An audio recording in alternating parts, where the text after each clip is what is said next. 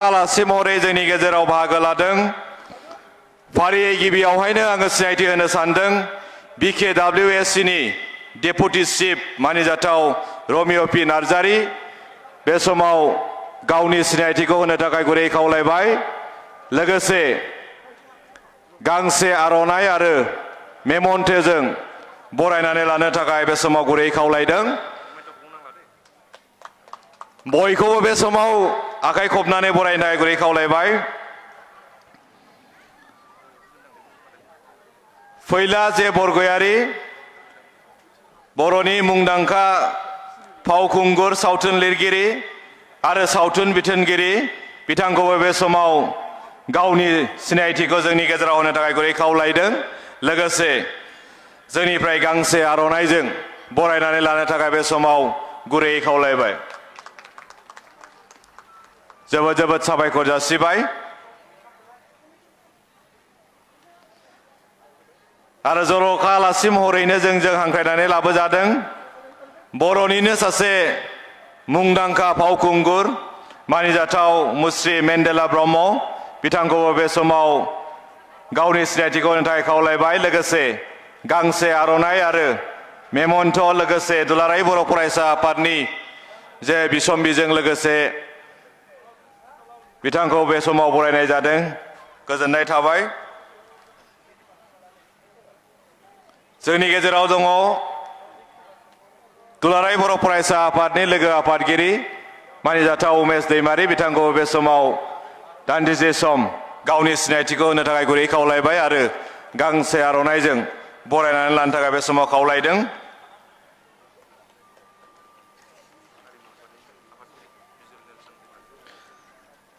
हारिमु आफादनि आफादगिरि बिजेल नेलसन दैमारी। बिथांखौबो बे समाव सिनायथि होनो थाखाय गुरै खावलायबाय आरो गांसे आर'नाइजों बरायनानै लानो थाखाय बे समाव गुरै खावलायबाय। जौस्रां बर' अदालगुरि जिल्ला BJPनि गाहाय नेहाथारि। बिथांखौबो बे समाव गावनि सिनायथिखौ होनो थाखाय गुरै खावलायदों। जोबोद जोबोद साबायखर जासिबाय। आरो बे समाव आङो सिनायथि होबावनो सानदों डक्टर अस्ताद गोमोथाव बसुमतारी। बिथांखौबो बे समाव दान्दिसे सम जोंनि गेजेराव गावनि सिनायथि होनो थाखाय बे समाव गुरै खावलायबाय। जोबोद जोबोद साबायखर जासिबाय। रायजो राजाफोरखौ खनसे गोबारै आखाइ खबनो थाखाय खावलायबावबाय। दा लोगो लोगोनो बे समाव गोबाव खालामालासे बे समाव आङो हारिमुवारि सोलाय सोल' आरो दिन्थिफुंनाय बे हाबाफारिखौ बेखेवनानै होनो थाखाय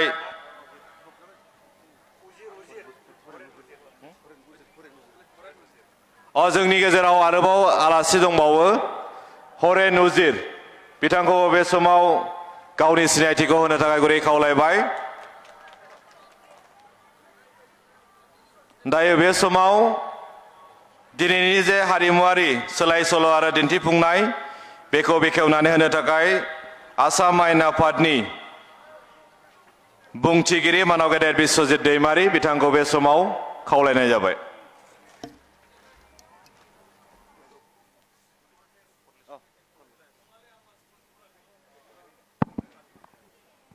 खुलुमबाय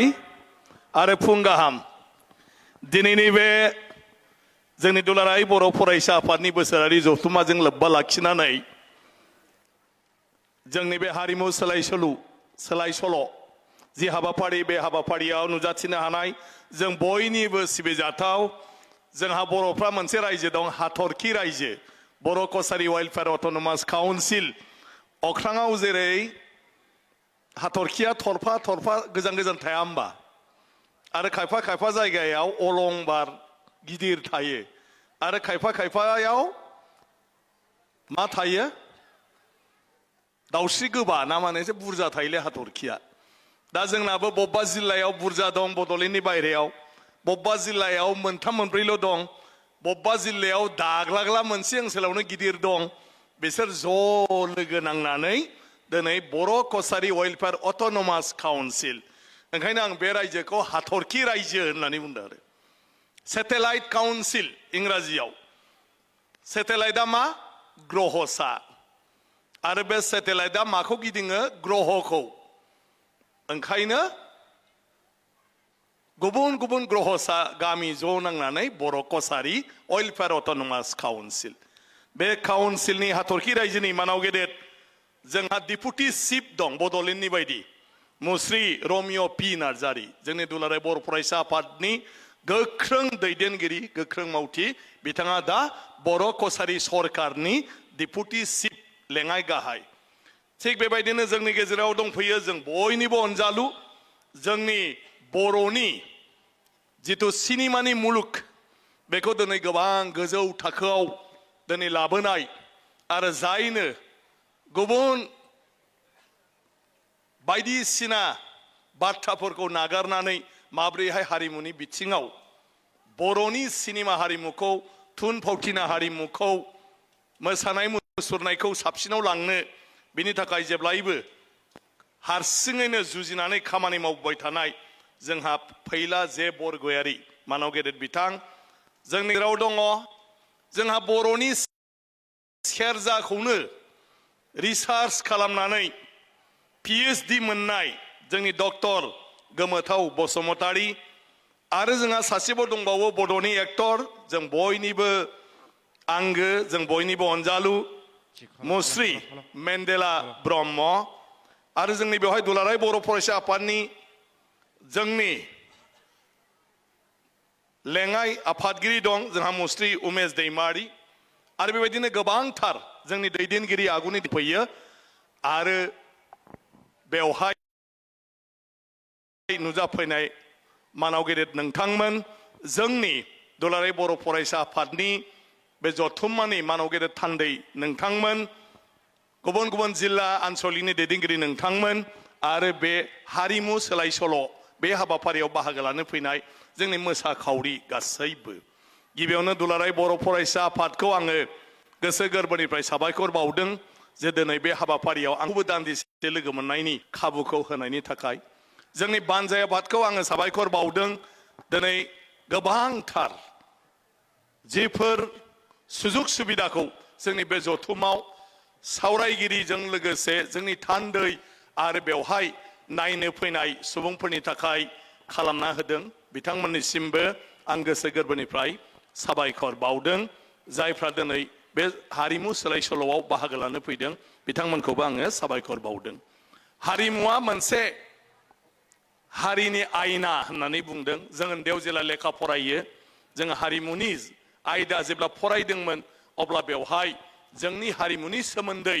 लिरगिरि बिथाङा बुंदोंमोन जे हारिमुवा मोनसे हारिनि आयना बायदि बे हारिमुआवनो मोनसे जाथिखौ मोनथिगौ दा जोंनि बर'नि हारिमुवा बर' हारिनि आयना बेनो महर मोखाङा गासिबो बेरखांजोबो बर'फ्रा माबायदि मोसायो माबायदि गानो माबायदि जोमो माबायदि जायो माबायदि लोङो माबायदि इसोरखौ सिबियो इसोर सिबिनायनि खान्थिया मा बे गासिबोआनो जाहैबाय हारिमु आरो बे हारिमुआवनो जोंनि महर मोखाङा बेरखांनानै दंजोबो जोंनि जानाय लोंनाय गासिबो हारिमु होननानै बुङोब्ला जों खालि मोसानाय मुसुरनायखौ बांसिन साननानै लाफ्लाङो अदेबानि जोंनि मोसानाय मुसुरनायाव मेथाइ मोसानाय बेफ्राव जोंनि हारिनि आसार खान्थिफ्रा बेरखाङो आरो मा गासिबो जोंनि फावफोर जों बेयाव हागौमानि दिन्थिनो नागिरो गायनाय फुनाय सिबिनाय अननाय मोजां मोननाय जोंनि जेफोर बेबहार पाथि बेबो मोनसे मोसानायाव बेरखाङो जोंनि मेथाइफ्राव बेरखाङो ओंखायनो मोसानाय मुसुरनायानो जोंनि हारिमु आरो बे हारिमुखौ जों बिनि गेजेरजों दिन्थिफुङो दिनै बे हारिमु सोलाय सोल' हाबाफारिनि गेजेरजों दिनै बेयाव जों गोबां जोंनि हारिनि माखासे आसार खान्थिफोरखौ जों बेयाव नुगोन गुबुन गुबुन हारि माहारियाबो दिनै बेवहाय फैदों बिथांमोननि आसारफोरखौबो जों बेवहायनो नुगोन बिथांमोननि मोसानाय मुसुरनायखौ दा बाथ्राया फैबाय दिनैनि दिनाव जों बयबो बेस्थ'आनो बांद्रायबाय गावबा गाव थांनानै थानायनि थाखाय आरो बिनि गेजेरजों हारिमुखौ फोथांनानै लाखिनांगौआ जोबोद गोब्राब जानानै फैबाय ओंखायनो बिनि गेजेरावबो जों गासै बर' माहारियानो गावनि हारिमुखौ बावनाया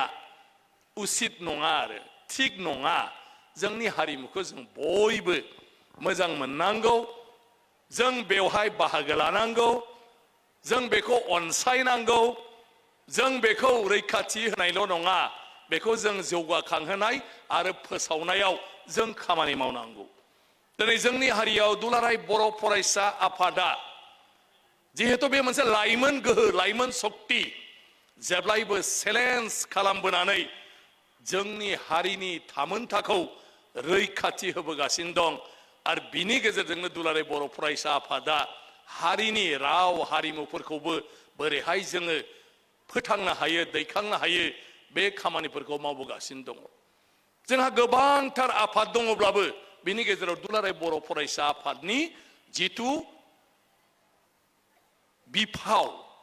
बियो जोबोद गोनांथार जि रल मानो होननानै बुङोब्ला बयनिख्रुइबो गोहो बोलो गोराल' नङा गासैबो जेंनाखौ दोनथ'नानै गावखौ 100% 100% जायखिजाया खामानियाव बावसोमनो हाग्रा मानसिफ्रानो जाहैबाय लाइमोनफोर लाइमोन बैसोआव न'आव माइरं नागिरनाङा लाइमोन बैसोआव न'आव मा जादों मा जायाखैखौ नायनाङा लाइमोन बैसोआ उदांखाय हारिनि खामानियाव बर'फोरनि लाइमोनफ्रा जेब्लायबो गावनि जिउखौ बावसोमबोदों दिनैबो दुलाराय बर' फरायसा आफादनि गासै मावखुलियाव जों लाइमोनफोरखौ नुगोन जेबो सार्थ गैया सोरबाया थिकादार जादों सोरबाया साख्रिनि थाखाय हांखुर जादों सोरबाया बायदिसिना गावबा गावनि धान्दा लादों नाथाय बिनि गेजेरावबो दुलाराय बर' फरायसा आफादनि मावथि दैदेनगिरिया सानफ्रोमबोनि जिउआव खालि हारिनि थैनाय थांनायखौ लानानै खामानि मावगासिनो दङ न'खर नागारनानै गावनि लोगोफोरखौ गारनानै दुलाराय बर' फरायसा आफादनि मावख'आव थानानै खामानि मावगासिनो दङ मावग्रायाल' मावबाय थाबा जाया जों बयबो बिसोरनि साननाय हनाय मावनाय बेखौ जों बयबो मदद होनो हानांगौ दा हारिमुनि बेलायावबो बिदिनो लिरग्राया लिरदों डाइरेक्टरा डाइरेक्सन होगासिनो दङ गोदान गोदान सानदों जोंहा मानाव गेदेर जोंनि आंगो फैला जे बरगयारि बिथांमोना दं मेथाइ लिरग्राया लिरदों मिउजिक बानायग्राया बानायदों खनग्राया खनदों मोसाग्राया मोसादों एक्टिं खालामग्राया खालामदों जाय बेफोरखौ उदाया बेखिनि मानसियाथ' जों नायनो मोजां मोननांगौ ना मोननाङा जों नायनांगौ ना नायनाङा खमसे खमथ' नायग्रा जाजोबनांगोन साफ्रोम बर'आनो होमब्लासो जोंनि हारिमुवा जौगाखांनो हागोन जों नायनांगोन आं जेब्लायबो माखासे बाथ्राफोरखौ गेजेर गेजेर बुंबाय थायो ओंखायनो जोंहा थियाटार दं मिरौ जिरौ थियाटारा जोंनि हारिमु आरो बेजों मा नांथानानै दं थुन फावथिना थुन फावथियाव मा हाबनानै दं जोंनि हारिमु आरो बेखौ जायफ्रा दिनै फोथांनानै लाखिदों खालामबाय थायो बिस्रा जेबो मुलाम्फा गैया मालाबा ओंखामखौनो मोनजाया मालाबा ड्रेस पार्टिखौनो बायनानै लानो हाया बिसोर न'खरखौ सालायनो हाया दा ओंखायनो आं जेलाबो खावलायबाय थायो कि जों थियाटारखौ नायनांगौ नायनो सोलाबाबाबो टिकेटखौ बायनांगौ जाहाथे थियाटार खालामग्रा मानसिफ्रा फैसाखौ मोनलाङो बिसोर मोजाङै जानो हायो बिसोरनो थियाटार मालिका दरमाहा होनो हायो बेखिनिखौ जुदि जों मावनो हायाबा सहाय खालामनो हायाबा जोंनि हारिमुवा सानै साथाम नाटक लिरग्रा एक्टिं खालामग्रा एक्टर एक्ट्रिस डाइरेक्टर बेजों बोरै थांनानै थानो जोंनि मदद नांगौ ओंखायनो दिनैबाव जेसेबां दं आं बयखौबो खावलायगोन बर' थियाटार फैयोब्ला मोजां गाज्रिखौ जों सावरायनो नाङा मोजाङा माला जागोन जेला जों अनसायगोन जेला जों मदद होगोन जेला फैसा मोनगोन होमबासो साबसिननिफ्राय हाबसिन बिसोर दिहुननो हागोन नाथाय बेवहाय लांनो थाखाय जों मदद होनांगौ जों बयबो थियेटार नायनांगौ जों बयबो टिकेट जों बायनांगौ नायनो हायाब्लाबो टिकेटखौ बायनांगौ जाहाथे थियेटारा थांनानै थायो सिनेमाखौ जों नायनांगौ बयबो जों जुदि गावनो नाया बर' सिनेमाखौ जाय खेबसे दिहुनो लाख लाख थाखा गारनानै बे उनावहाय नैथि सिनेमा दिहुननो हाया जायो मानो फैसायानो फैफिना जायफ्रा एक्टिं खालामो सानै साथाम मोजांखौ ओरैबा ओरै मानसिफ्रा हांख्राय हरनायखाय बिसोर एसे एसे मालाबा फैसा मोनो माखासे एक्टिं खालामग्रा मानसिफोरखौ जों रावबो सिनाया आरो बेसेराफ्रा आरो नैथि खेब सिनेमा गानो थाखाय मालाबाबो गावखौ रेडि खालामनानै दोननो हाया एक्टिं खालामबाथ' प्रेक्टिस खालामबाय थानाङा होमबा दा बिसोरथ' दरमाहा मोननाङा होमबा फैसा मोननाङा होमबा दा जों नायाबा फैसाखौ सोरनिफ्राय मोननो प्रडिउसारा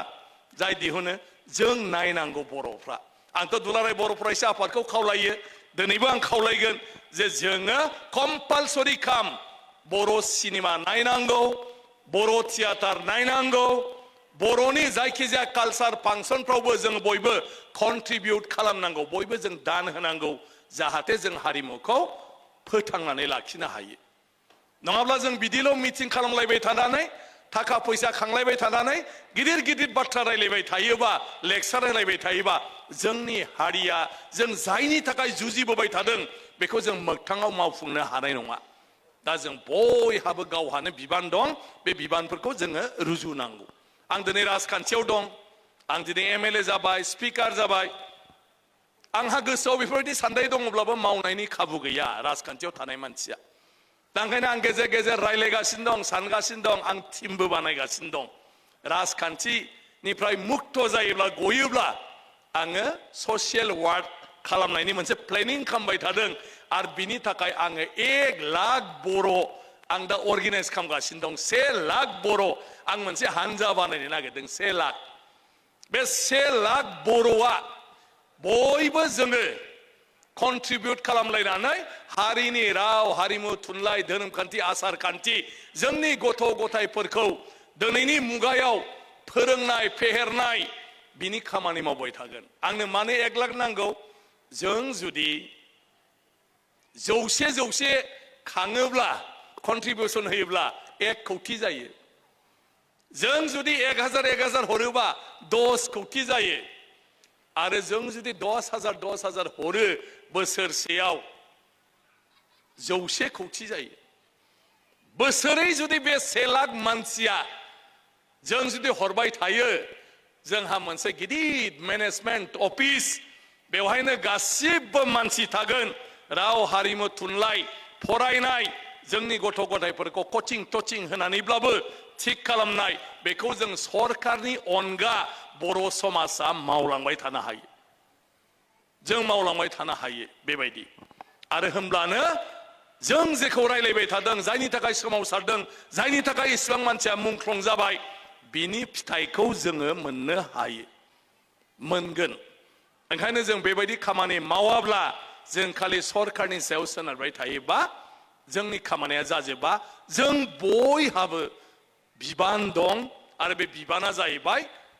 जोंनि समाजाव मावग्रा मानसिफोरखौ जोङो मदद खालामनाय जों मदद खालामनांगौ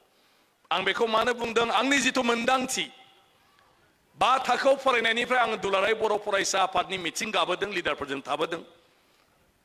बिनि उनाव मेट्रिक पास जानानै आङो न' गारदों दुलाराय बर' फरायसा आफादनि सोमावसारनायाव दैदेनगिरिफोरजों थाफाबोदों खामानि मावबोदों बिनि उनाव आङो 2001 मायथाइनिफ्राय दुलाराय बर' फरायसा आफादनि जोंनि गासै दैदेनगिरिफोरनि इनिसिएटिभआव बोसोनाव अननायाव आङो एमएलए जाबोदों आरो दिनैसिम आइ आफा रायजो राजा नोंथांमोन बयनिबो आशीर्बादाव आं एमपि जाबोदों आरो दिनै स्पिकार जादों गोलाव सम गासैखौबो आङो नुबोगासिनो दङ आं दिनै दुलाराय बर' फरायसा आफादाव आनसलिकनि बिबान लाजेननायनिफ्राय 1988 मायथाइ 37 बोसोर जाबाय आङो आरो बे 37 बोसोराव आं मालाबाबो जनानै थायाखै उन्दुनानै थायाखै गासै दैदेनगिरिफोरजोंनो आङो लोगो मोनबोदों खामानि मावबोदों नुबोदों आरो दिनैनि आथिखाल मानाव गेदेर दिपेन बर' आरो बिथांनि टीमखौबो आं दिनै खाथिनिफ्राय लोगो मोनगासिनो नुगासिनो दङ बिनि जि मोनदांथि बे मोनदांथिजों आङो बे बाथ्राखौ बुंदों जे जोंहा दा रायजो राजाफ्रा गिदिर बिबान दं बे बिबाना जाहैबाय जोंनि हारिमु बिथिं आरो सोलोंथाइ बिथिं आरो जोंनि आफादफ्रा जेफोर हाबाफारि लानानै खामानि मावदों बेवहाय जों बयबो मदद होनांगौ आरो मदद होयोब्लानो गासिबो जों लुबैनाय बायदि जाजोबो दा आं गोबां बाथ्रा बुंनो सानाखै मोसानो बयबो नेगासिनो दङ आंहा दा बेलासियाव गेवलां मेलाव थानांगौमोन नाथाय गुबुन हाबाफारि दं ओंखायनो आङो दा नोंथांमोनजों थाफाबाय थानो आंहा भाग्य गैया थांनांगोन राजनितिनि मानसिफ्रा बिदिनो देवानि बायदि जायो ओरैबा ओरै ओरैबा ओरै बेबायदि आं खाथियाव बुंफैदों बैनिफ्राय मेगनबो नुहुरा मोखांबो नुहुरा नोंसोर आंखौ आं बुंनायखौ माब्रै जादों बादों ना रागा जोंदों नुहुरा बैनिफ्राय ओंखायनो आं खाथियाव फैदों बे माइकखौ लानानै नोंसोरबो नुहुरा खोमा मोजाङै बेवहाय मा जाबाय थादों दा जियानो जाथों गाहाम हामलायनाय थाबाय बयनिसिमबो जों बिदिनो आवगायलांबाय थानांगोन आं गावनो दुलाराय बर' फरायसा आफादनि गेजेरजों देरबोदों लावबोदों आङो दिनैसिम दुलाराय बर' फरायसा आफादखौ प्रत्येकथा समावनो लोगो मोनबोदों आंखौ माबाफोर बुंदोंबा जि हायो आं नाजायो बाखियाव आंबो सम होनो हाया आरो आं सानो बिनि गेजेरजों बेबायदिनो जोङो थांबाय थायोब्ला जोंनि गासिबो खामानिखौनो जों मावफुंनो हागोन बयनिबो गाहाम हामलायनानै दिनैनि हारिमु सोलाय सोल' जि हाबाफारि बेखौ आं बेवहायनो बेखेवबाय होननानै फोसावबाय गोजोन्थों जय बर' हारिनि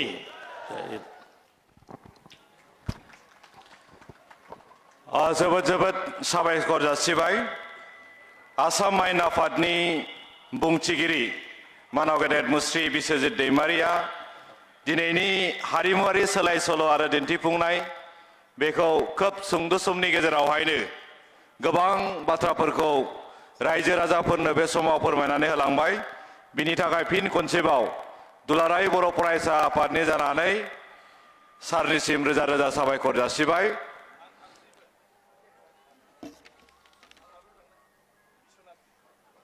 सारा जोंनिफ्राय बे समाव बिदाय लासिगोन दा बेनिखायनो बयखौबो खनसे गोबारै बिस्वजित दैमारि आसाम आयेन आफादनि बे बुंथिगिरि बिथांनिसिम बे समाव गोबारै आखाइ खबनो थाखाय बे समाव गुरै खावलायबाय लोगो लोगोनो आङो बे समाव जोंनि गेजेरावहाय बानजाय आफादनिफ्राय मोनसे मोसाखावरि बिथांमोना मोसागोन दावस्रि देलाय मोसानाय थाबैनो जौस्रां फारसे फैनानै गावसिनि मोसानायखौ बे समाव दिन्थिफुंनो थाखाय बे समाव गुरै खावलायबाय बिनि उनाव साखाफारा जानानै थानो थाखाय आं खावलायगोन जोंजोंनो हांख्रायहरजानाय साप्ता रंगी संस्कृति दल टंला आन्चलिक गरखा ट्रेडिशनेल डेन्स बिथांमोनखौ थागथियारि जानानै थानो थाखाय बे समाव आङो गुरै खावलायबाय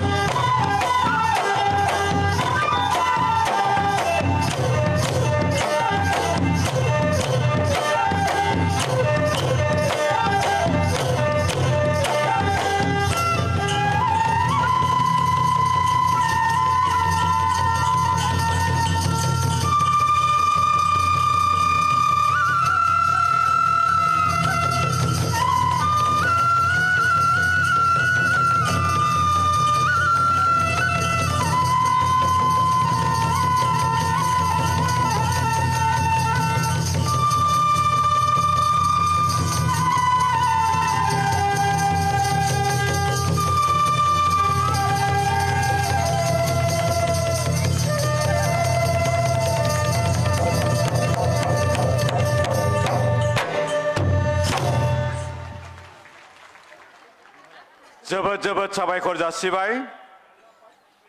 बिथांमोनानो बानजाय आफादनिफ्राय मोसाखावरि बिथांमोन दावस्रि देलाय मोसानानै जोंनि गेजेराव खोब समायना रमायनायै बे समाव मोसानानै दिन्थिलांबाय बिथांमोननिसिम फिन खनसेबाव रोजा रोजा साबायखर जासिबाय आरो बिथांमोननि थाखाय खनसे गोबारै बयखौबो आखाइ खबनो थाखाय बे समाव गुरै खावलायबाय बेनि उनाव जोङो दायोबाव आरोबाव मोनसे मोसानाय बेनि उनाव जोंनि जर'खा आलासि बिथांमोन दङ बिथांमोना सुंद' सुंद' बिबुंथि लाखिगोन दा बे समाव आङो खावलायनो सानदों এই সময়ত অনুৰোধ কৰিব বিচাৰিছো সাপ্তা ৰংগীয়া সংস্কৃত দল টংলা আঞ্চলিক গোৰ্খা ট্ৰেডিশনেল ডেন্স মঞ্চত আহি পেলাই নৃত্য প্ৰদৰ্শন কৰিবৰ কাৰণে এই সময়ত অনুৰোধ কৰা হ'ল बेनि उनाव जोंहा BKWSC नि डेपुटि चिफ मानिजाथाव मुस्रि रमिअ पि नार्जारि बिथाङा दिनैनि जे हारिमु सोलाय सोल' आरो दिन्थिफुंनाय बिजों सोमोन्दो लाखिनानै सुंद' बिबुंथि लाखिगोन आरो बिनि उनावहाय आरोबाव जोङो गोबां बेबायदि गुबुन गुबुन जाति जनगोष्ठीनिफ्राय मोसाखावरि दं बिथांमोना बाहागो लागोन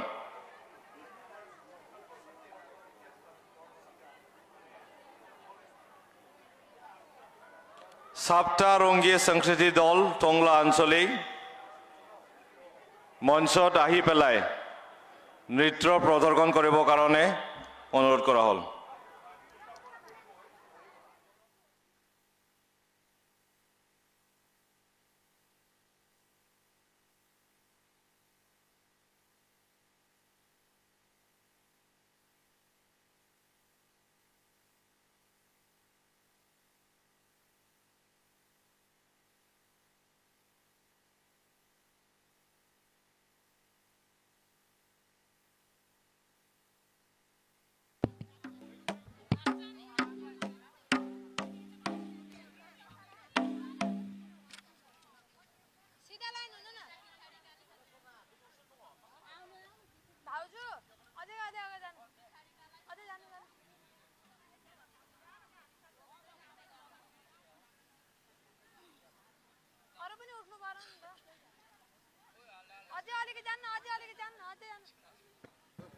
Sí, hello. Sí, hello.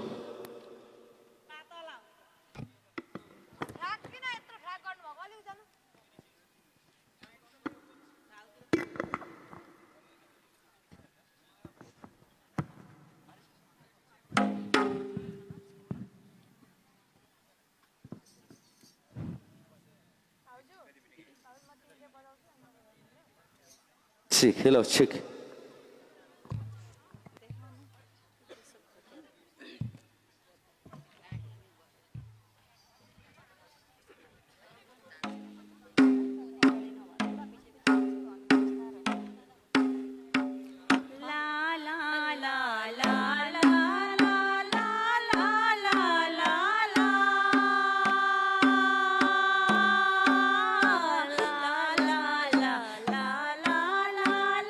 la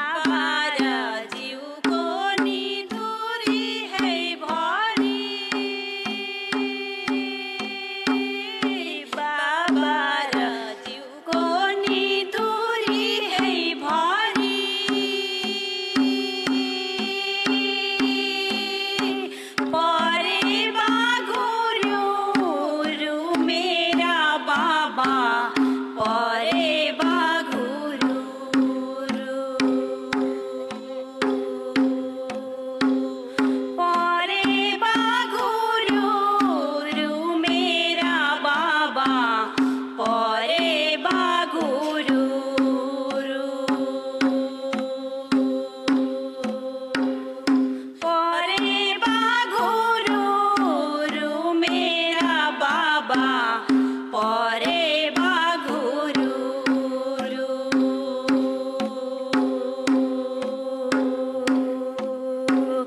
सातेर वर्षमा कन्यादान दियौ सातेर वर्षमा कन्यादान दियौ धर्मैको लोभले मेरा बाबा धर्मैको लोभले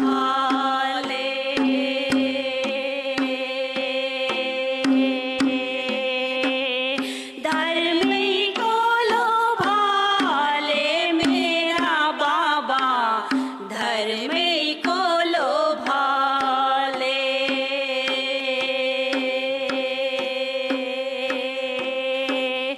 धर्मैको लोभले मेरा बाबा धर्मैको लोभले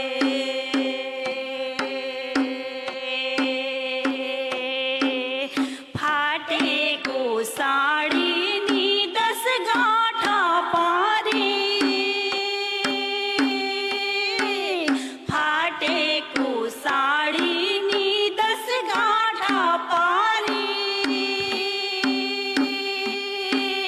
लाउँछु महिने र मेरा बाबा लाउँछु महिने र लाउँछु महिने र मेरा बाबा लाउँछु महिने र लाउँछु महिने र मेरा बाबा लाउँछु महिने र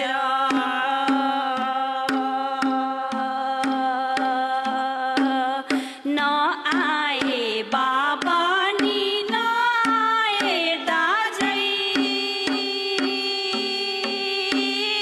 नआए बाबा नि नआए दाजै चेलीलाई लिनलाई मेरा बाबा चेलीलाई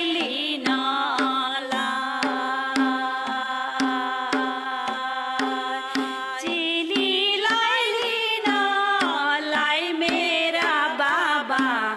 चेलीलाई लिनलाई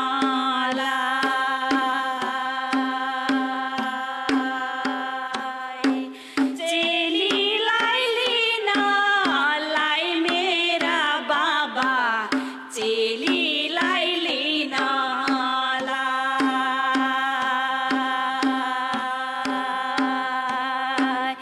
नौ डाँडा काटी नि दिहाल्यौ बाबा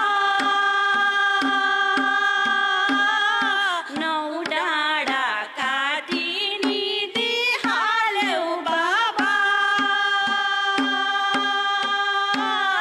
मन रुन्छ धुरु मेरा बाबा मन रुन्छ धुरु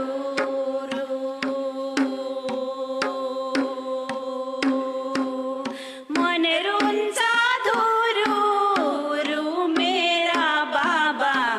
मन रुन्छ धुरु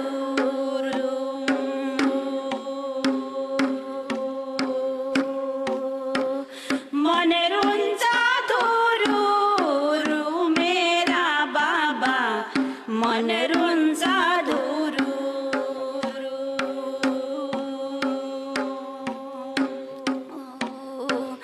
त्यो माइती गाउँलाई नि कुहिरोले ढाको त्यो माइती गाउँलाई नि कुहिरोले ढाको देखिन कुनै छेउ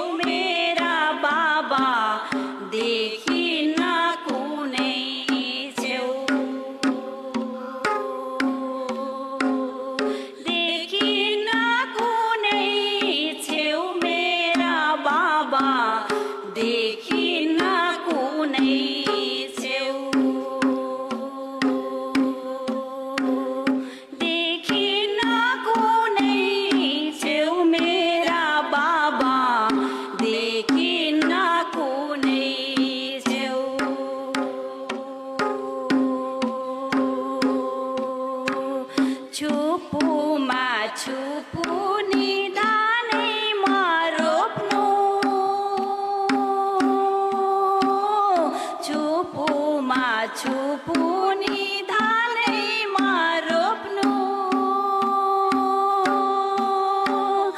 આલી મારોપનું માસ મેરા બાબા આલી મારોપનું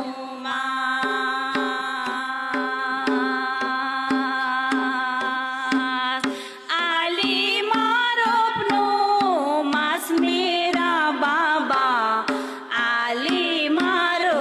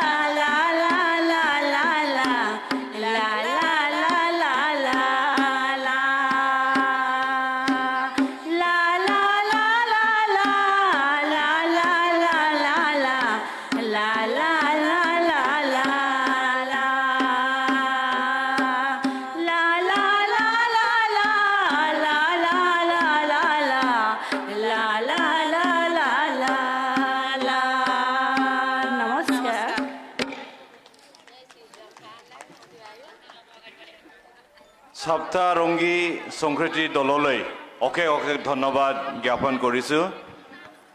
গোৰ্খা ট্ৰেডিশ্যনেল নৃত্য আমাৰ মাজত প্ৰদৰ্শন কৰাৰ কাৰণে আৰু সকলো ৰাইজক এটা ডাঙৰকৈ হাত চাপৰি দি আদৰি জনাবৰ কাৰণে এই সময়ত অনুৰোধ জনোৱা হ'ল दानिया जोङो बे समावहाय जोंनि गेजेराव जर'खा आलासि हांख्रायहरजानाय बिथांमोन दङ दा आङो बे समाव गिबियावहायनो बिबुंथि लाखिनो थाखाय खावलायनो सानदों बर'निनो मुंदांखा फावखुंगुर मानाव गेदेर मुस्रि फैलाजे बरगयारि लोगोसे बिथाङा बर'नि सावथुन बिथोनगिरि आरो सावथुन लिरगिरि दिनैनि हाबाफारिजों सोमोन्दो लाखिनानै बे समाव सुंद' बिबुंथि लाखिनो थाखाय गुरै खावलायबाय आरो नेक्सट हाजु কৰিব কাৰণে মই অনুৰোধ কৰিব বিচাৰিছোঁ টংলা আঞ্চলিক বৰ্মন কছাৰী কৃষ্টি দল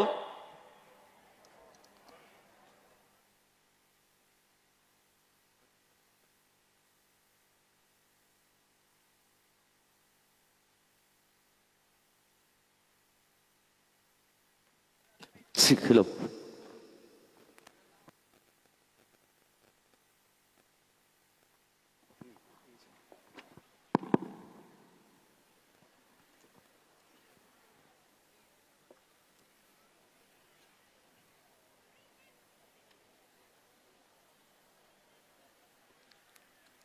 नुहुरदोंना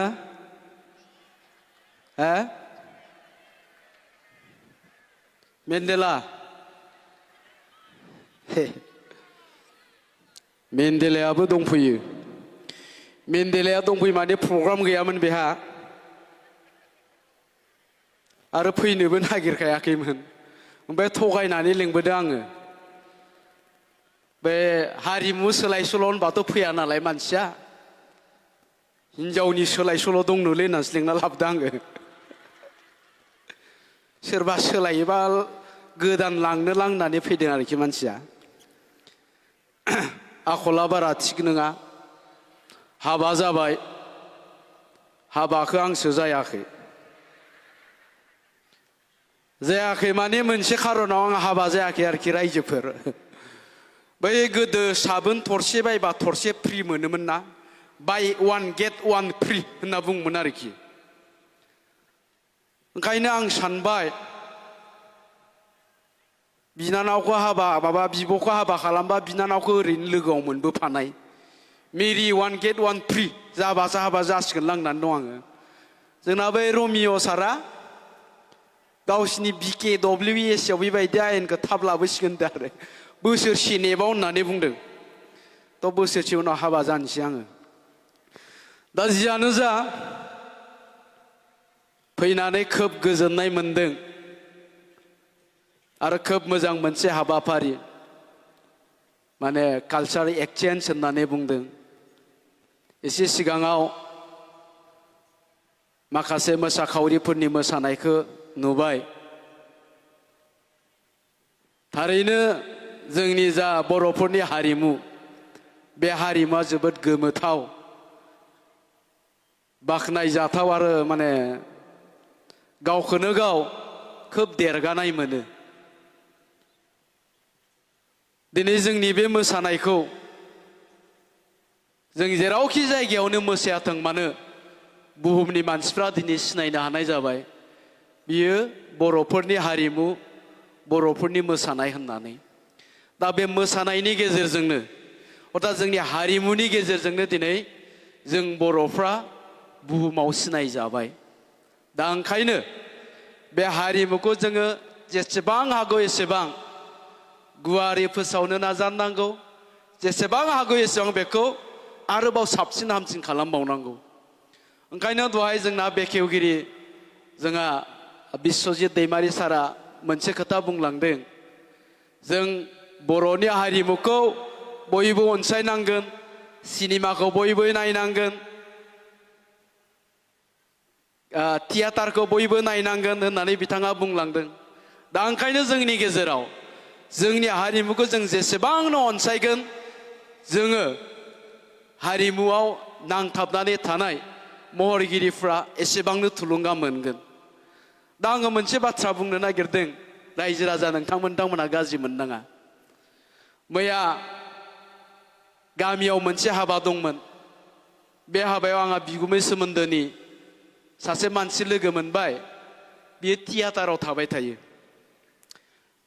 थियाटारनि नामा मामोनथाय फामफुलिनि थियाटारनि नामा आइराखि थियाटाराव थायो बियो थ' हाबायाव लोगो मोनबाय आं बेखौ मोनायाव अब्ला आं सोंबाय बेखौ गुमैयाथ' थियाटारावसो दङमोन माबोरै फैखो अब्ला बुंबाय बियो जोंना matric final higher secondary final जासिगोन नालाय मानसिफ्रा बादा होबाय थानायखाय जोङो बे समाव थियाटारखौ दोनथ'यो होनना बुंबाय आं सानबाय थिगानो दङ खिन्थु बाथ्राया जाबाय मा दा नैबे हायार सेकेन्डारि फाइनाल मेट्रिक फाइनालनि टाइमाव खिन्थु गोबां जायगायाव ससियेल मिडियायाव नुबाय दङ एडभार्टाइज खालामनाय शिव फुजा 10 दिन 12 दिन 15 दिन बे मेट्रिक परिखायाव जेबो खहा जाया नामा आरो फुजाफ्राबो ओरैबायदि कमिटिया खुंनो गोसो गैलामोन जुवादारिफ्रा फैनानै खुंफैबाय नोंसोर 10 लाख लादो आर्टिस्टफोरखौबो जोंनो लेंहरनोसै दा जोंनियाव बेबायदि जादों आरोखि दा बुंनांगौआ नैबेसो थियाटार देखायनायाव जोंहा फरायसाफ्रा लकसान दङ जायफ्रा मेट्रिक फाइनाल लिरनो नागिरदों हायार सेकेन्डारि फाइनाल लिरनो नागिरदों नाथाय बे जे मेला जाबाय दङ 10-15 दिन बेजों जेबो खहा जाया नामा दा जों हारिमुनि मानसि हिसाबै बेखौ बुंदों आरोखि थ' होमबा जोंनियाबो थियाटाराबो सोलिनो हायो थियाटारखौबो देखायनो हायो थियाटारावथ' इसिबां दावराव दावसि जाया हरसे मानि बै फुजा मेलायावसो हरसे थारला दावराव जायो सोरबा जुवा गेलेनायनि सोरबा जौ लोंनायनि दा बेबायदि आरो दा जियानो जा बुंनो गोनां गैयामोनब्लाबो आं बेखिनिखौ बुंबाय जोंहा मेन्डेला बिथाङाबो दङ आरो जोङो मेथाइ रोजाबगिरि लेंहरदों खोब मोजां मेथाइ रोजाबग्रा नोंथांमोना बयबो सिनायो ओरैनो बेखौ गुगुल बाबा होननानै बुङो लाइथुन नार्जारी सासे मोजां मेथाइ रोजाबगिरि बिथांखौ मेथाइ रोजाबफैनो थाखाय आङो खावलायहरबाय आरो जोंहा मेन्डेलानि फिसाला केन्डेलाबो दंफैयो दामोना सिनायना सिनायाथाय केन्डेला खेबसे गसंना होसं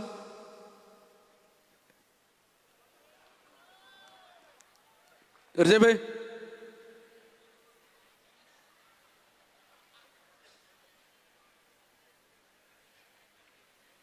बिफा जोलै फिसा आखलफ्रानो थिग नङा ओइ सिख्ला मानसि आर'नाइ सोहांदों सिख्लाफोरा आर'नाइ सोबा बिराद मोजां मोनहैयो बिफायाबो बिदिनो नालाय दायो लाइथुन नार्जारी बिथांखौ मेथाइ रोजाबफैनो थाखाय खावलायबाय मेन्डेला फैगोन दसे उनाव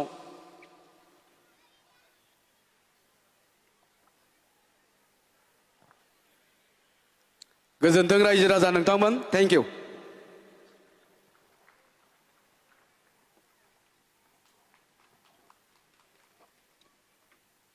हेल' गिबियावनो बेयाव जिरायनो हानाय गासैबो आलासि बिथांमोननिसिम आंनि खुलुमनायखौ जासिग्रोबाय आरो बेयाव जिरायनाय गासैबो रायजो राजा बिथांमोननिसिम आंनि अननाय आरो खुलुमनायखौ जासिहरग्रोनाय जाबाय गासिबो मोजाङै दंना थेंक इउ दा आङो दोंसे ट्रेकआव मेथाइ रोजाबनो नागिरदों गोजाम मेथाइ गोरोन्थि जायोबाथाय निमाहा बिबाय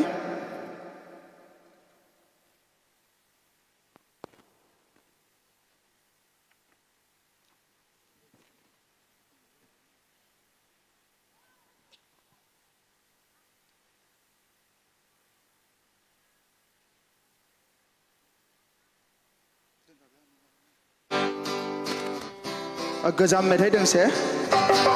रोजाबना खालामबाय हेल'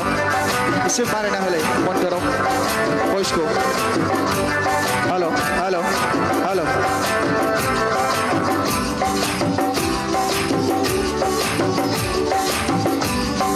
गासिबो खनसे आखाइ खबनाबो मोजां मोनगौमोन थेंक इउ गोजोन्थों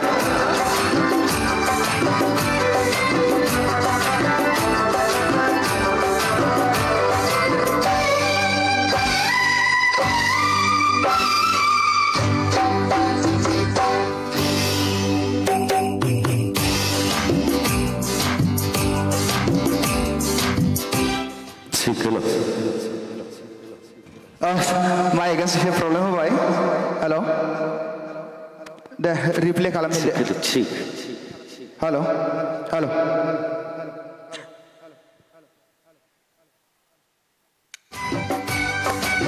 थैंक यू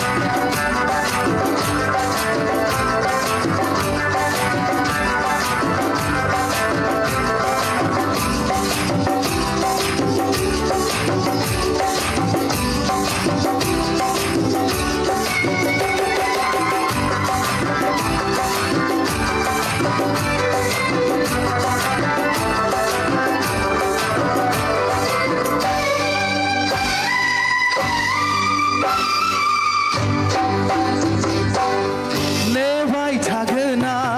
अराय सम अराय जिउ गोदान जिउ दैमा गाथोनाव नोंनि दिङाखौ जावबोगोन नों जेबोला नोंनि दिङाखौ जावबोगोन नों जेबोला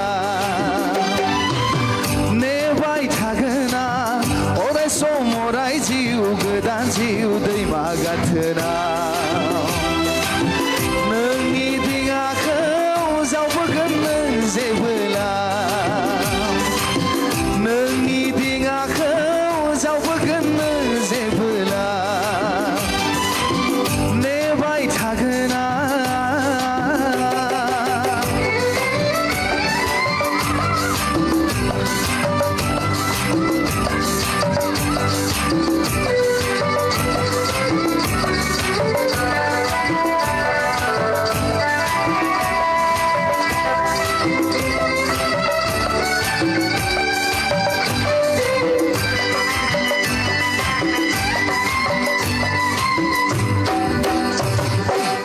दानसोरां हराव अखाफोर गावदाङा दानसोरां हराव अखाफोर गावदाङा मिनिहरो जेबोला मिनिखैरोयै गोसो बोथोर जायो आंनि मानोबा नोंनि महराव दानसोरां हराव अखाफोर गावदाङा दानसोरां हराव अखाफोर गावदाङा मिनिहरो जेबोला बिलिखैरोयै गोसो बोथोर जायो आंनि मानोबा नोंनि महराव नेबाय थागोना अराय सम अराय जिउ गोदान जिउ दैमा गाथोनाव नोंनि दिङाखौ जावबोगोन नों जेबोला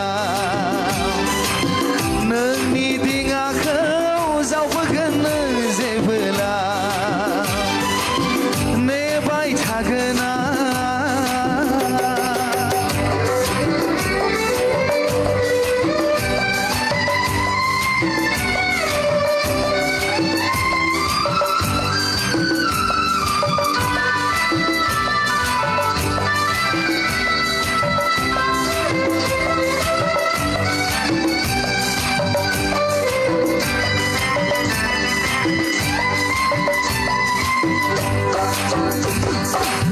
दानसोरां हराव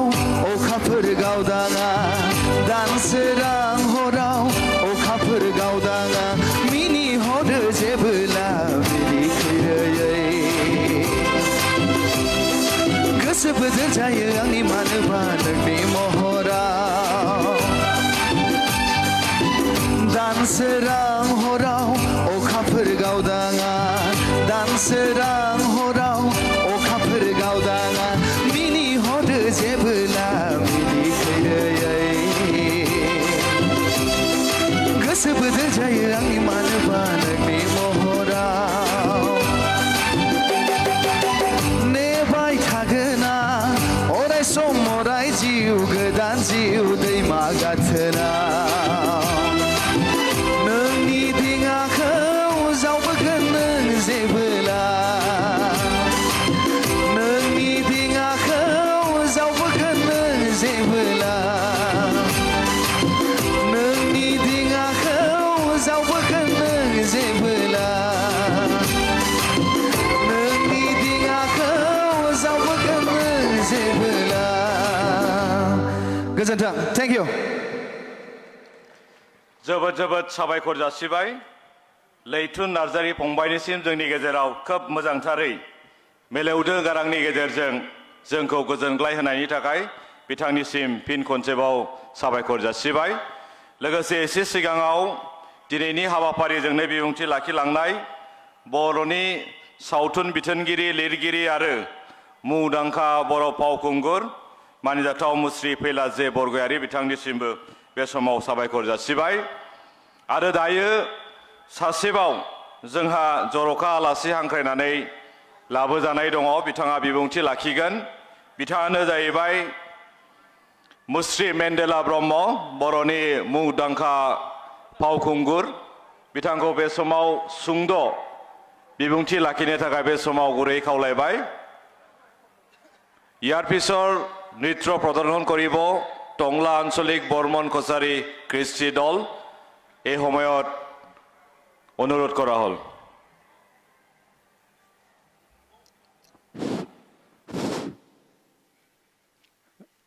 दिनैनि 52थि थान्दै जखनथाइ दुलाराय बर' फरायसा आफादनि नैबे हारिमु सोलाय सोल' हाबाफारियाव नुजाफैनो हानाय मानगोनां गासै रायजो नोंथांमोन एसे सिगाङावसो बे हाबाफारिखौनो बेखेवनानै होलांनाय जोंनि आसाम एसेम्ब्लिनि मानगोनां बिबुंथिगिरि बिथां बिश्वजित दैमारी सार दिनै बर' फरायसा आफादनिनो मानगोनां आफादगिरि नेहाथारि लोगोसेनो बे जथुम्मायावनो जर'खा आलासि महरै लिंहरजानाय BKWCनि मानगोनां लेङाइ गाहाय मावफुं सोद्रोमा आंजोंनो फैफानो हानाय बिथां फैला जे बरगयारी लोगोसेनो बे जथुम्मायाव नुजाफैनो हानाय गासै रायजो नोंथांमोननिसिम आंनि गोसो गोरबोनि अननाय मोजां मोननाय आरो गाहाम हामलायनायखौ बावहरनाय जाहैबाय फैनानै जोबोद मोजां मोनदों नाथाय एसेबां रायजोफोरनि गेजेराव आंखौ हाबा जाबाय होननायाव जि लाजिबाय ओइ केन्डेला ओरै फैनाय केन्डेला ओरै फैनाय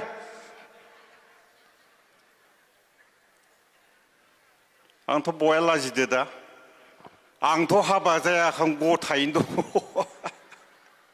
फैलायासो हाबा जाबाय जेराव थाङो हाबा जाबाय बियो मोखाङा आंनि लादोंना फैलानि लादों बबे एंगोलखै नायबाथाय आं बायदि नुयो फैलासो नुयो माथो आहा एसे सन्देह दं आं बायदि नुदोंना रायजोफोर आंनिथ' जेबो महर गैथारा फैलानि नांदेरनायसो हाथ थांफाग्ला आं फिसा नङा नोङो फुरा फैलानि नांदेरनाय जियानो जा रायजो नोंथांमोन फैनानै जोबोद मोजां मोनदों नाथाय जोबोद दुखु मोनदों ओरैजाय नोंथांमोननि आगदाखै जिरायनाय माथो गासिबो आइजो गोजा हौवाफोरा माथो गैथारा माव थांजोबदों हौवाफोरा जाहोनो हागौ बेफोरबायदि मेल मिटिङाव हिनजावफोरा ज्राव ज्राव जानायनि जाहोनबो थानो हागौ मानो होनबाथाय आथिखालाव गासिबो सुबिदाफोरखौनो हिनजावफोरनो होजोबबाय न'बाबो हिनजावफोरनि स्कुटिबाबो हिनजावफोरनि अरुणोदयबाबो हिनजावफोरनि मा दंबावोमोनलाय आरो मा दंबावोमोन जायखिजाया गासिबो हिनजावफोरनि दाख्लै बावै बागुरुम्बा मोसाबाय बेयावबो मालाय 10,000 हिनजावफोर हौवाफ्रा मात्र 1,000 जनल' दा 10,000 जना मालाय 25,000 मोनगोन हौवाफ्रा 1,000 जनल' दाना गासिबो जेथिंबो सुबिदायानो हिनजावफोरनि दा हौवाफोरा न'आव नेनानै था जारलासो जाबाय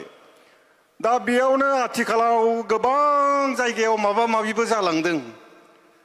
माने अरुणोदयनि न' मोननायनि माबा आधार कार्ड भटार कार्ड हैनायावनो साफा साफा हौवाफोर लोगो मोनना खखाबाव दारि गोनां गावनि हौवाफोरखौ बावलांबाय दा बेयाव थानाय आइजोफोरा साबैसे गावबा गावनि हौवानि गाननाय जोमनायखौ सुना होयो दिनै आखाइ थिखांनाय सासे सानै साथाम साब्रै साब्रैसोल' सुना होयो गोबाङानो सुना होआ जायफोर हिनजावफोरा गावनि हौवानि गाननाय जोमनायखौ सुनानै होआ बेहा एसे थान्दा दंबावो बेलेग सोरबा खखाबाव दारि गोनां हौवा लोगो मोनगोन नामा थाखा फैसा गोनां लोगो मोनगोन नामा बेखौ ताल लाबाय थायो बेनिफ्राय बेयाव सोरबा हौवाफोर दं नामा गावनि हिनजावा गावनि हौवाखौ बुंबाय थायो नै आमखाय बिफा मालाय आमखाय कलकातायाव खामानि मावनो थांबाय मुम्बाइआव खामानि मावनो थांबाय नोंहाबो थांदो जुदि बिदि गोदै गोदै गोदै बुंबाय दंब्ला बिहाबो बेलेग थान्दा दं बिदि दं नामा गैया दा जियानो जा रायजो नोंथांमोन बेखायनो आथिखालाव हिनजावफोरा बेफोरबायदि मेल मिथिङाव फैयो मानो होनबा इसोरा जेराव थाङो बेयावनो लाब जायो नालाय हौवाफोरा लाबा एसे खम जाबाय दा जियानो जा जाथों मोजां खोन्था फैले आंखौ गोबां बाथ्रा बुंलांबाय दानि गावनियासो बंस'आनो मोजां नङा बिफायाबो सिखावसोमोन गोदो सिखाव खावनानै बुजानानैसो थैदों माने माबायदि थैदों आं बुंनि सानफ्रोमबो सिखाव खावनायानो खामानि सानसेखालि बिराद गिदिर अमा मासे बिजामादैनो जाहोनो होननानै अमा फिसिनानै दोनदों बिहावनो जाहोनो होननानै बिजामादैया बिहावनो जाहोनो होननानै फैला बिफाखौनो लब जाबाय थायो माबोरै खावनो हागोनलाय बिखौलाय ओरैजाय दाना सानसेखालि खावनो थांबाय खावबायबो मोनायाव फैला बिफाथ' सादा जानायनि अयभास दं अमाखौ लांनानै मा खालामबाय ससेयाव सादा जानो होननानै अमाखौ जानजियाव खानानै लाबाय ओरै नाबाय नानानै ताब ताब ताब बुनायावथ' अमाया बारदाव गारबायलै फैला बिफाखौ जेरैबायदि बुद्रुलांनायावनो औवा मुरायाव गोरनाया नांथेरा ब्लड अया सिखावसोमोन बे बिफानि आखलखौनो लादों गावबो बारा मोजां नङा थिग नङा बारा दा जियानो जा रायजो नोंथांमोन दिनैनि हाबाफारिया जाहैबाय हारिमुजों सोमोन्दो थानाय दिनै एबसुआ जोनोम जानायनिफ्रायनो बर'नि हारिमु बर'नि सोलोंथाइ लोगोसेनो गावसोरनि गौथुमनि थांनाय थैनाय बेफोरनि सायाव गोबां खामानि मावबोबाय बोसोन होबोबाय दिनैनि हाबाफारियाबो जोंनि बर' हारिमुनि सोमोन्दों लोब्बा थानाय मोनसे जोबोद मोजां हाबाफारि दिनै दहायनो सिगाङाव बुंखांलांबाय हारिमुनि गेजेरजोंनो जोंनि सिनायथिया बुहुमाव सिनायथि मोनबाय दाख्लैबावै जों बागुरुम्बा मोसाहैबाय बेवहाय आं गावनो 10 दिन दंहैयो गोबां खस्थ' खालामबोबाय खस्थ' खालामनायनि फिथाइखौबो मोनबाय जोबोद मोजां बाथ्रा दा जियानो जा बेवहाय थानाय रायजो नोंथांमोना बर'नि बयनिख्रुइबो साबसिन एक्टरखौ सोरखौ मोनो बर'फोरनि गेजेराव साबसिन एक्टरखौ लिंसार ना सोरखौ दाना लिंसारा मोनसे फिल्म बानायनायाव बेसेबां थाखा लायो लिंसारा फैगौ बोसोराव एबार मोनसे फिल्म जागोन आरो फैगौ बोसोराव मोनसे फिल्म मोननै सुक्ति खालामदो मोनसेयाव 5 लाख मोनसेयाव फैगौनिया 10 लाख सासे प्राइमारिनि मास्टारा बोसोरसेयाव बेसेबां मोनो खोब बारा मोनो 3 लाख 5 लाख गोदानाव दाना मोनसे फिल्म बानायनायाव जुदि 5 लाख मोनोबा 10 लाख मोनोबा मोननै मोनथाम फिल्म बानायनायाव बेसेबां थाखा मोनगोन नोंथांमोना मिथिगौ बर'नि बयनिख्रुइबो साबसिन डाइरेक्टर फिल्म लिरग्रा पंकज लाहारी मोनसे फिल्म लिरनायाव बेसेबां थाखा लायो 8 लाख 10 लाख लायो मोनसे फिल्माव मोननै मोनथाम फिल्म लिरबा बेसेबां मोनगोन बिथाङा गावनो हाई स्कुलनि सासे फोरोंगिरि हाई स्कुलावबो गोबां दरमा मोनखायो 15 लाख 14 लाख बोसोराव दाना जुदि बिदि मोनोब्ला मोननै मोनथाम फिल्म लिरबा बेसेबां मोनगोन बिथाङा मोननै फिल्म सुक्ति जाबाय मोनसेयाव 5 लाख मोनसेयाव 10 लाख होमबा जों फिल्मजों मानो जानो हाया दिनै फैलाया बेवहाय फैलाया बेसेबां थाखा लांगोन फैलाया बेसेबां लांगोन इनिफ्राय 50,000 लांगोन 50,000 दसेल' लेक्सार होनायाव आंखौ फंनैसो रायफ्लाबाय फंनैसो रायफ्लानायावनो 10,000 लांसै मा 50,000 लांसै आं बेसेबां लांगोन फैलाखौ फंनैसो रायफ्लायबा 1 लाख लांसै आङो मा लस दं दा जियानो जा जोंनि आखल आखुफ्रा मोजां जानांगोन गोबां बाथ्रा बुंबाय गोबां हाबाफारि दंबावो दा जोंजोंनो फैफानो हानाय मेथाइ खनगिरि बिथां मेकमिलन गयारी आरो जाबाय रनजित शेखर मुसाहारि लं लिभ गोजोन्थों रनजित शेखर मुसाहारि लं लिभ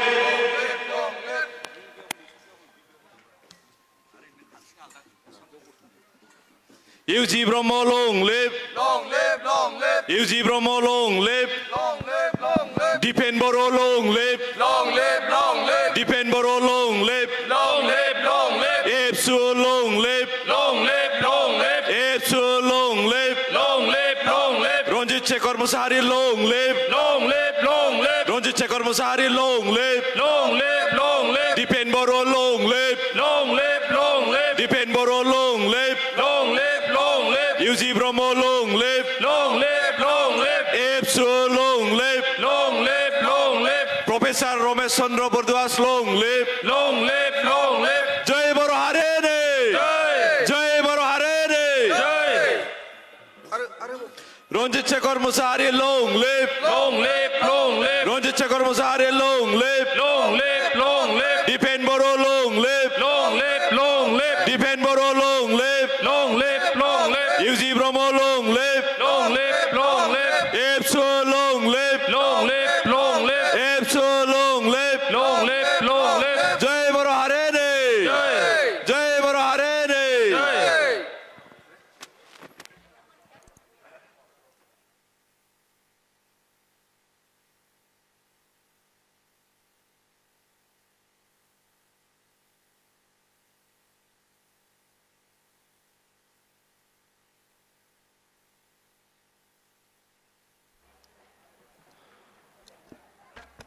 आखाइ खबनानै खेबसेबाव आरो गोबारै आखाइ खबनानै बरायनो थाखाय आङो गुरै खावलायहरबावबाय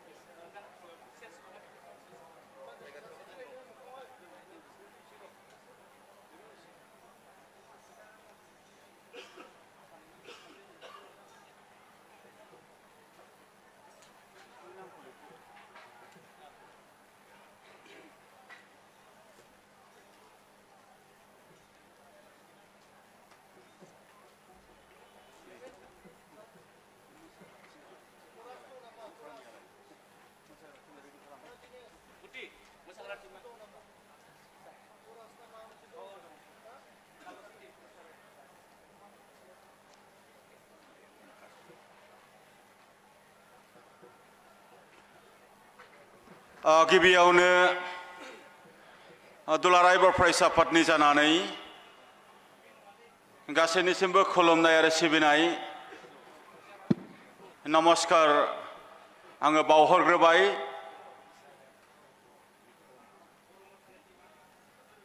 दिनै दुलाराय बर' फरायसा आफादनि 58थि डेलिगेट कनभेनसननि सोमोन्दो लाखिनानै बे समाव गेवलां मेल खुंफुंनो थागथियारि खालामदों बे हाबाफारियावनो बाहागो लानो हानाय दुलाराय बर' फरायसा आफादनि मानव गेदेर आफादगिरि मुस्रि दिपेन बर' बिथां बे हाबाफारियावनो गाहाय आलासि महरै हांख्रायनाय बायदि सौफैनो हानाय